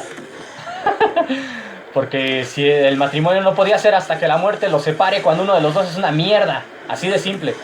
Si lo de uno de los dos es una mierda, eso de hasta que la muerte los separe se vuelve una pésima idea. Y de ahí surge justamente esto de que se legalizara el divorcio porque era necesario. Y no es así como de, ay, es un mal necesario. No, era legalmente necesario, era obligatorio. Tenían que divorciarse sí o sí. O sea, si querías vivir bien, tenías que divorciarte. En algunos casos. La cosa es que el feminismo no pensaba así. El feminismo veía el divorcio como una fuente de ingresos. ¿Por qué? Porque ya desde antes del feminismo había esto de la manutención. Pero la manutención también, de nuevo, era diferente. O sea, las leyes de manutención eran no, pero es que ella no gana tanto. Entonces, para que ella pueda comer, tiene que pagar el marido. Entonces, manutención. Porque si no, ella se muere. Porque se va a morir de hambre si no hay manutención. Entonces hay que darle manutención. Pero es la cosa, la idea el modelo de manutención de aquella época es que si no se muere, o sea, si no hay que coma. Pero si la mujer tenía dinero, si la mujer tenía propiedades, de nuevo, ya había derecho a la propiedad, no le tocaba manutención. Y eso fue una de las primeras cosas que modificó el feminismo en las leyes de divorcio. Primero lo modificó de manera que no necesitaras, o sea, que pudiera haber divorcio sin causa, que no necesitabas una razón, una justificación para divorciarte. Porque, oye, si tengo que darle razones al juez y la única razón que tengo es que me aburrió. Nótese que recordemos que la impotencia sí era razón, así que la insatisfacción sexual sí era razón. Así que no era como de, no, es que no se le para, no, es que me aburrió. Entonces, como el juez nunca iba a aceptar un es que me aburrió, no es que está viejo tampoco, a menos que dijeras que es impotente, lo viejo no anulaba el matrimonio. Entonces, como no era, como básicamente las quejas superficiales no eran válidas para disolver un matrimonio, el feminismo empezó a promover esto de los matrimonios sin causa, o sea, de que no necesitabas una razón para divorciarte.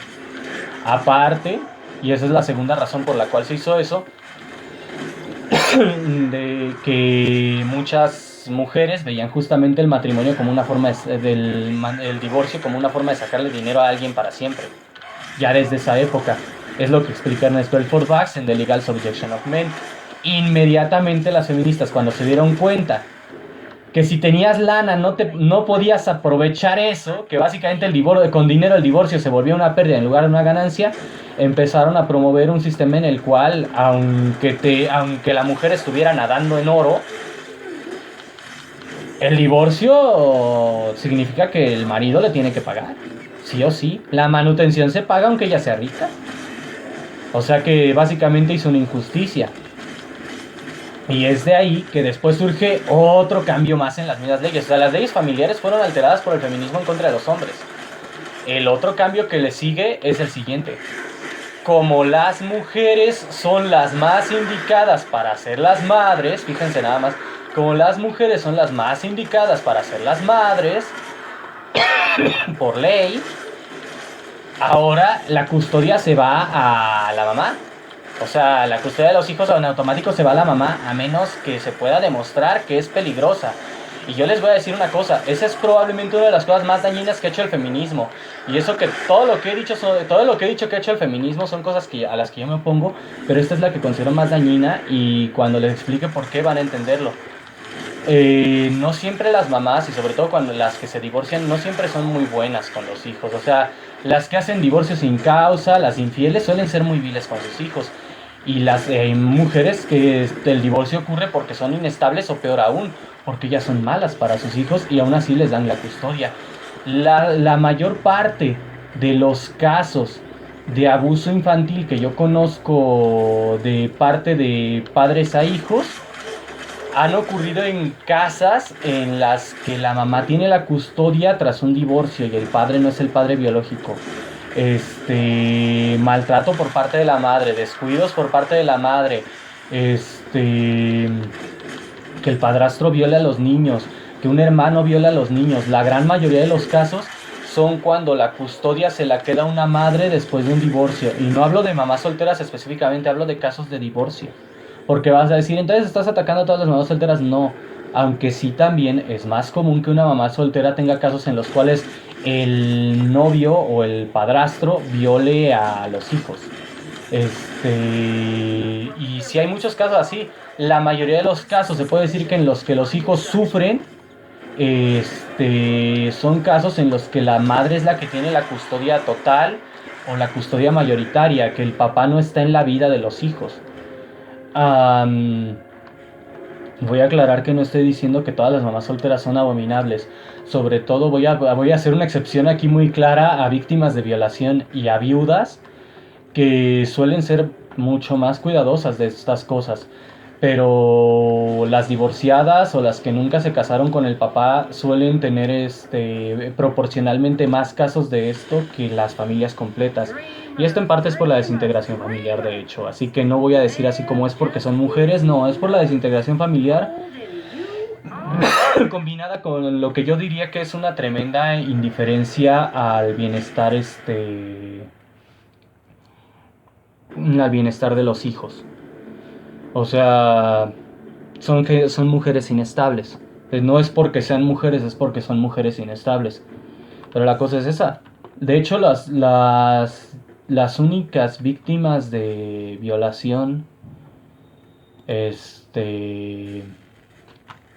que conozco así como de cerca fueron de dos de ellas, de las tres únicas víctimas de violación que conozco de cerca, que me consta que son víctimas de violación, fueron chicas que las violó un miembro de su familia y que la mamá se quedó con la custodia durante el tiempo que eso ocurrió.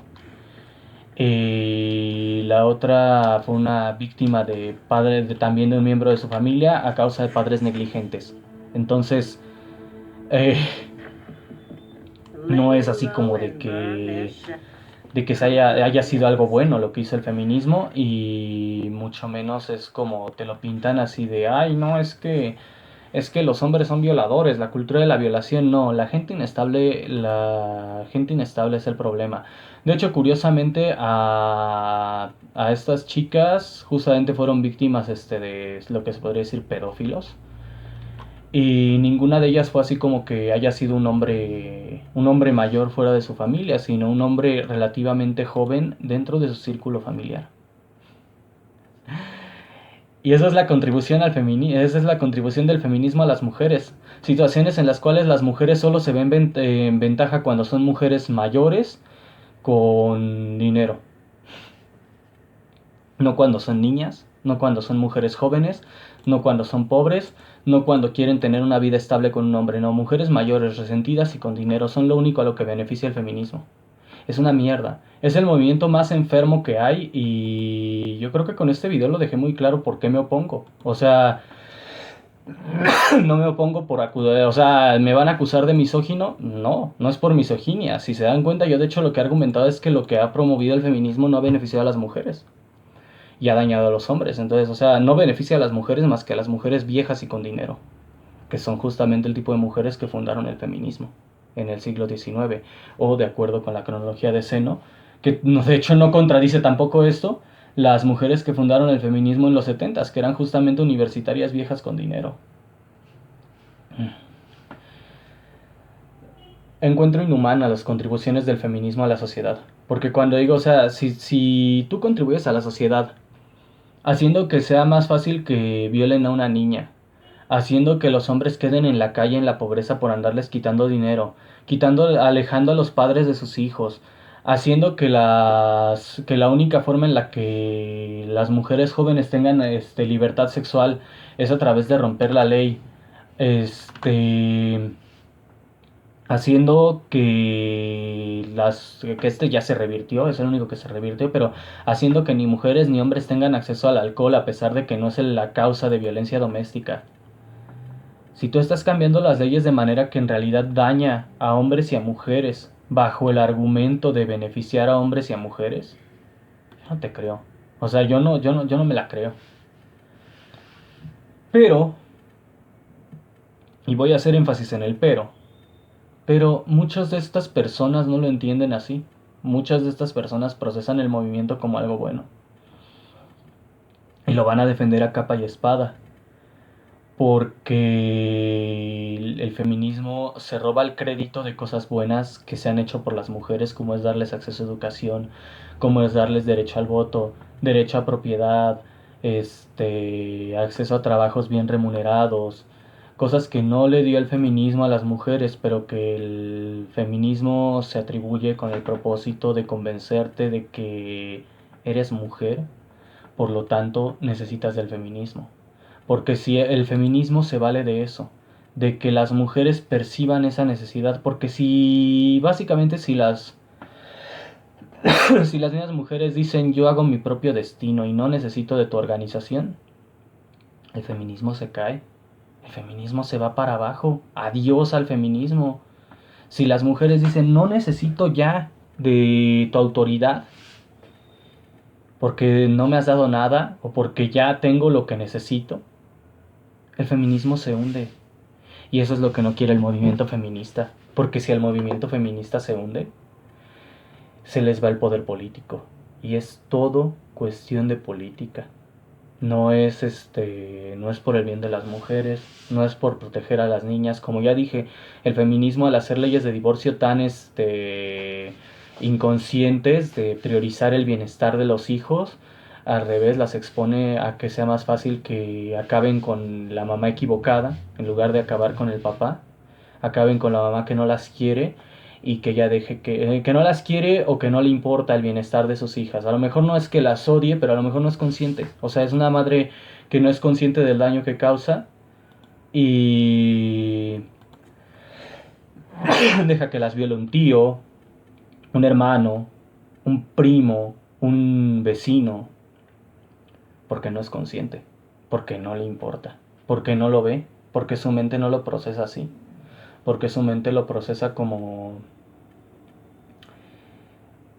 que pinche niña estorbosa, porque no quería ya tener la custodia, pero la custodia se la dejaron, o porque la custodia nada más la usa para que el padre pague la manutención, pero en realidad la hija no le importa. Peor aún, porque es que el que la está violando es el novio. Eso es algo muy horrible, pero lo he visto mucho últimamente en noticias. Casos de madres solteras, casos de madres divorciadas que tienen la custodia de los hijos y que salen las noticias, que el novio violó a la hija y la mamá no hizo nada. Peor aún, he visto casos en las noticias, en documentos legales, en etcétera, de casos en los que la madre ayuda a que su pareja, ya sea padrastro, sea tío, sea lo que sea, ayuda a que violen a la niña. O sea, esto es una mierda y lo estoy describiendo porque yo pienso que es uno de los crímenes más graves del feminismo. Mujeres que por complacer a un hombre que no es el padre de su hija y siendo mujeres inconscientes y enfermas, dejan que un hombre que es escoria viole a su hija. Y no es como, o sea, a mí me molesta mucho que culpen a los hombres de esto, que digan que es culpa del patriarcado, que no sé qué. Yo creo que si un hombre trata de violar, un hombre o una mujer trata de violar al hijo de otro hombre, por más cariño que le tenga ese otro hombre a esa persona, lo va a frenar. Yo no me imagino un hombre dejando que alguien viole a uno de sus hijos. Y yo puedo decir que una madre sana, una mamá que realmente le importan sus hijos, una mamá que realmente es buena persona, tampoco. O sea, porque vas a decir, entonces vas a decir que eso es algo que, o sea, que es algo que hacen solo las mujeres. No. Un hombre que un hombre que ama a sus hijos no lo va a permitir, y una mujer que ama a sus hijos tampoco. Una mujer que ama a sus hijos, si su pareja, sea hombre, sea mujer, sea lo que sea, quiere violar a sus hijos, no lo va a permitir. No va a ser cómplice. Pero si una mujer no es buena persona, o si un hombre es mala persona, no es, o sea, si alguien no es buena persona, sea hombre o mujer, una mala persona lo va a permitir. Una mala persona lo va a permitir, sea hombre o mujer.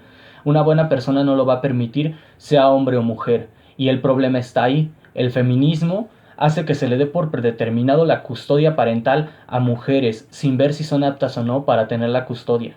Y ese es el verdadero problema, ese es el problema central de lo que estoy tratando de plantear aquí.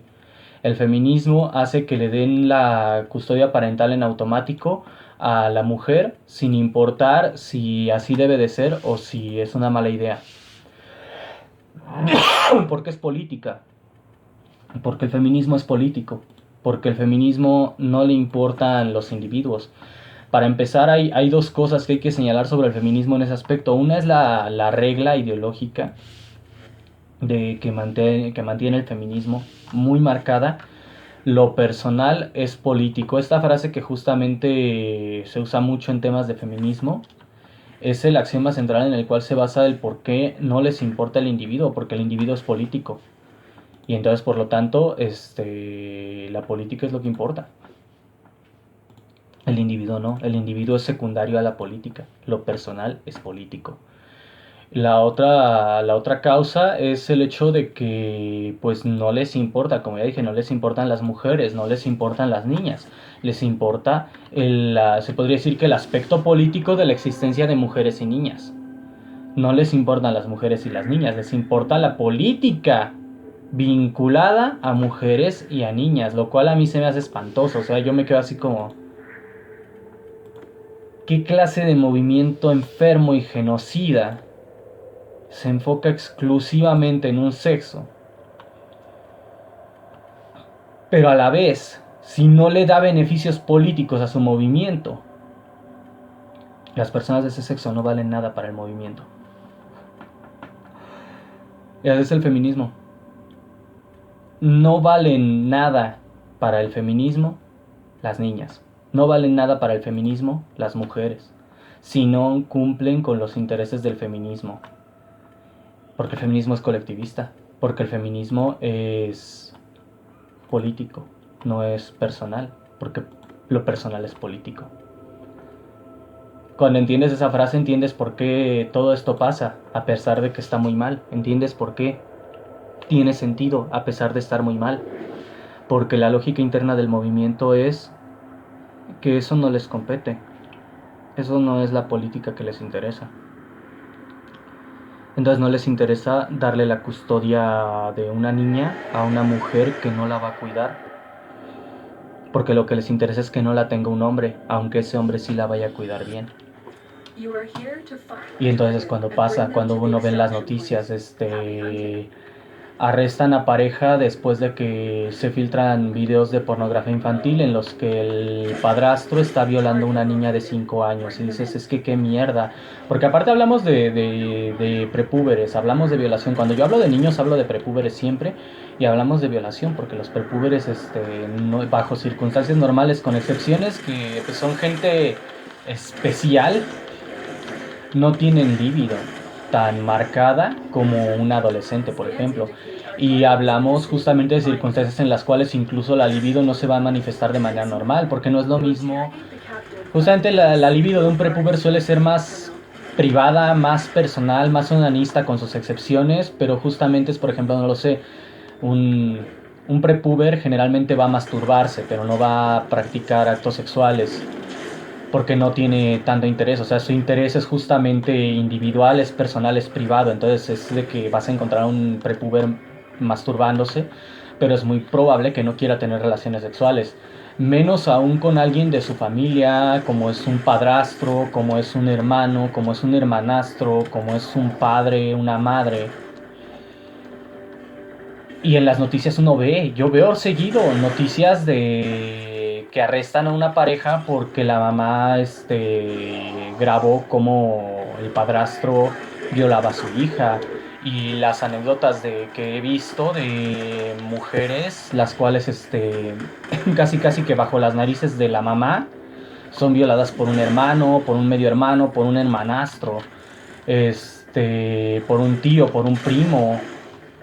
O sea, de que a la mamá no le importa lo suficiente la hija para prevenir que la viole alguien de su propia familia. Y claramente ese miembro de la familia es también un pedazo de escoria. Es que son escoria esa gente, o sea, justamente los violadores son escoria, independientemente de su edad o de su sexo. Y quien permita que un violador haga lo que se le da la gana, independientemente de su edad o de su sexo, es escoria también. Y gracias al feminismo eso es más probable que pase, porque el feminismo no va a escoger quién se queda con la custodia basándose en justicia, sino basándose en ideología. No van a decir, no, pues es que la señora en cuanto dijimos, en cuanto hablamos de la custodia trató de evadir, o no, es que el papá cuida mejor. A veces, a pesar de que pasen estas atrocidades, si la ley no se mete lo suficiente y si no hay suficiente presión de nadie, por ejemplo cuando la víctima tiene miedo de hablar del tema, a veces incluso no se salen de ahí, a pesar de que pasó el incidente. Y es porque la madre es en el mejor de los casos negligente y en el peor cómplice. Si se enfocaran, y es por eso que yo estoy a favor de que los gays adopten también, por cierto, si se enfocaran en que los hijos vayan a la casa donde puedan vivir mejor, en lugar de que se vayan con la mamá, como lo ha promovido el feminismo, estas cosas pasarían menos seguido. Incluso si hubiera un montón de niños que son adoptados por parejas homosexuales, esto no pasaría tan seguido. Pues yo estoy a favor de que los gays adopten siempre y cuando puedan dar garantía de que van a cuidar mejor al niño de lo que lo cuidaría cualquier otra persona. Los hijos, los niños, siempre deberían ir a la persona que los vaya a cuidar mejor. No importa si es hombre, mujer, no importa si es soltero, si tiene pareja, no importa si es gay, si es hetero. A mí eso no me importa. A mí me importa que los niños vayan con la familia donde vayan a estar a salvo, donde los vayan a tratar mejor. Pero el feminismo no, porque el feminismo no es sobre individuos, el feminismo es colectivo. Por eso estoy tan en contra del movimiento. Yo creo que ya di una explicación bastante concisa de por qué me opongo. Larga vida al patriarcado. Lantin Dragón se despide y que tengan un excelente día.